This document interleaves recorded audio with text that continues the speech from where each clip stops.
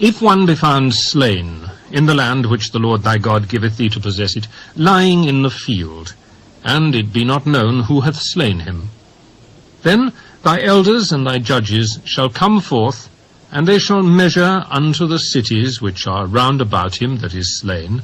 And it shall be that the city which is next unto the slain man, even the elders of that city, shall take an heifer, which hath not been wrought with, and which hath not drawn in the yoke. And the elders of that city shall bring down the heifer unto a rough valley, which is neither eared nor sown, and shall strike off the heifer's neck there in the valley. And the priests, the sons of Levi, shall come near, for them the Lord thy God hath chosen to minister unto him, and to bless in the name of the Lord. And by their word shall every controversy and every stroke be tried. And all the elders of that city that are next unto the slain man shall wash their hands over the heifer that is beheaded in the valley. And they shall answer and say, Our hands have not shed this blood, neither have our eyes seen it. Be merciful, O Lord, unto thy people Israel, whom thou hast redeemed, and lay not innocent blood unto thy people of Israel's charge. And the blood shall be forgiven them.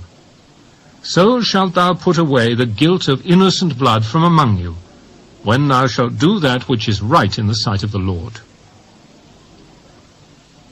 When thou goest forth to war against thine enemies, and the Lord thy God hath delivered them into thine hands, and thou hast taken them captive, and seest among the captives a beautiful woman, and hast a desire unto her, that thou wouldst have her to thy wife, then thou shalt bring her home to thine house, and she shall shave her head and pare her nails, and she shall put the raiment of her captivity from off her, and shall remain in thine house, and bewail her father and her mother a full month.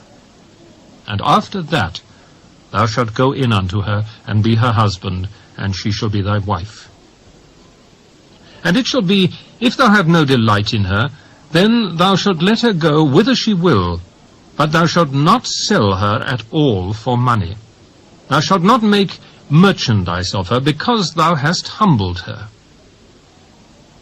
If a man have 2 wives, one beloved and another hated, and they have borne him children, both the beloved and the hated, and if the firstborn son be hers that was hated, then it shall be, when he maketh his sons to inherit that which he hath, that he may not make the son of the beloved firstborn before the son of the hated, which is indeed the firstborn. But he shall acknowledge the son of the hated for the firstborn, by giving him a double portion of all that he hath. For he is the beginning of his strength. The right of the firstborn is his.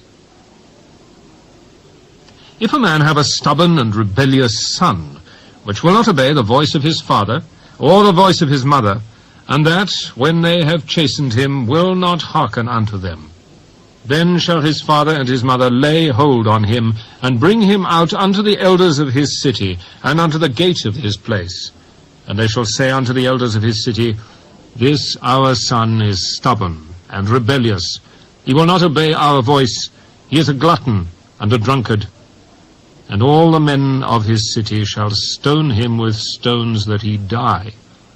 So shalt thou put evil away from among you, and all Israel shall hear and fear. And if a man have committed a sin worthy of death, and he be to be put to death, and thou hang him on a tree, his body shall not remain all night upon the tree, but thou shalt in any wise bury him that day. For he that is hanged is accursed of God, that thy land be not defiled, which the Lord thy God giveth thee for an inheritance.